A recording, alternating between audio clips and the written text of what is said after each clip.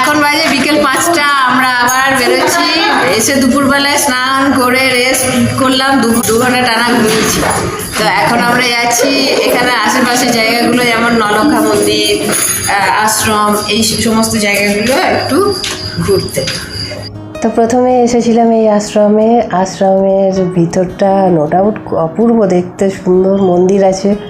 কিন্তু দুঃখের বিষয় হলো যে সেখানে আমি কোনো রকমের কোনো ভিডিও বানাতে পারিনি, কারণ ওখানে ফটো বা ভিডিও করা নিষেধ। তো তার আগে আমি এই ক্লকটা, মানে এই ঘড়িটা, ঘন্টা বাজার ঘড়িটার ভিডিও বানিয়ে ফেলেছিলাম। তো এসেছি নলাখা মন্দির। তো এই হচ্ছে নলাখা মন্দির, একদিকে সূর্য অস্ত যাচ্ছে। তো দেওঘরের খুবই প্রসিদ্ধ একটা মন্দির হচ্ছে নলখা মন্দির। তো এই মন্দিরের প্রসিদ্ধ হওয়ার পিছনেও কারণ আছে, অনেক বড় একটা গল্প আছে। তো সেই গল্প মায়ের কাছে শুনছিলাম, কারণ অনেক ছোটোবেলায় এই মন্দিরে এসেছিলাম, দেখে গেছি। তো তখন এত কিছু জানতাম না। পরিবেশটা এখানে খুব শান্ত, বেশ শান্তি আছে পরিবেশটার মধ্যে। তো এদিকটা ফাঁকা মাঠ, সাইডে গাছপালায় ভর্তি। তো মন্দিরের এলাকাটা অনেকটাই বড়, আর মন্দিরটাও নো ডাউট অনেকটাই বড়।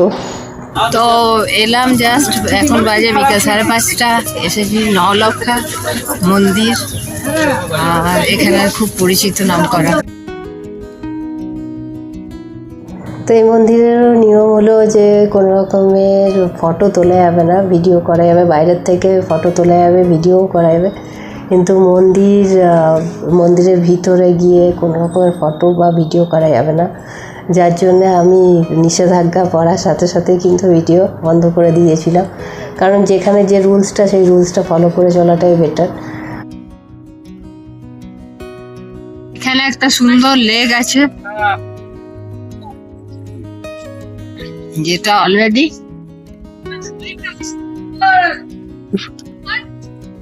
এখানে একটা ছোট্ট লেকের মতন আছে, সুন্দর।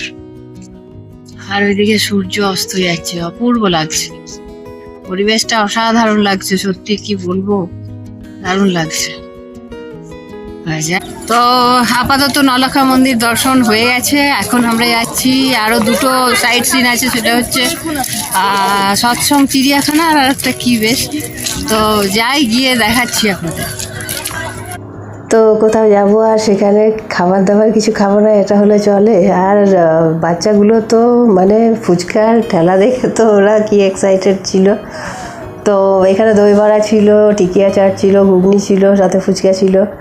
জিজ্ঞাসা করলাম আর কিছু যদি খাবার ইচ্ছা থাকে তো খেতে পারিস, কিন্তু কেউ আর কোনো দিকে কনসেন্ট্রেট করলো না, শুধুমাত্র ওদের ফুচকা চাই। তো ফুচকা খেয়ে ওদের মনটা ভরুক, সেটা ভালো।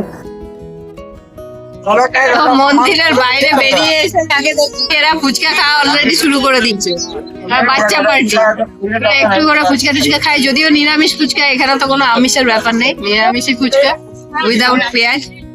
তো আমরা 2-4টে করে খেয়ে নেবো। তবে অনেক জায়গারই ফুচকা খেয়েছি, তবে আমার মনে হয় যে ওয়েস্ট বেঙ্গলের আমাদের যে ফুচকা, সেটাই যেন বেশি বেস্ট মনে হয়। শুধু ফুচকা বলা ভুল, ঝালমুড়ি, আদার্স যে কোনো খাবার আমাদের ওয়েস্ট বেঙ্গলে সব থেকে বেস্ট অ্যান্ড বেটার, সব থেকে ভালো পাওয়া যায়। তো এখন বাজে সন্ধ্যা 6:30, চলে এলাম আমরা অনুকূল দেবের সৎসঙ্গ আশ্রম। তো এখানে এসে দেখি যে আমার মাইকটা একদমই বিট্রে করে দিয়েছে আমার সাথে।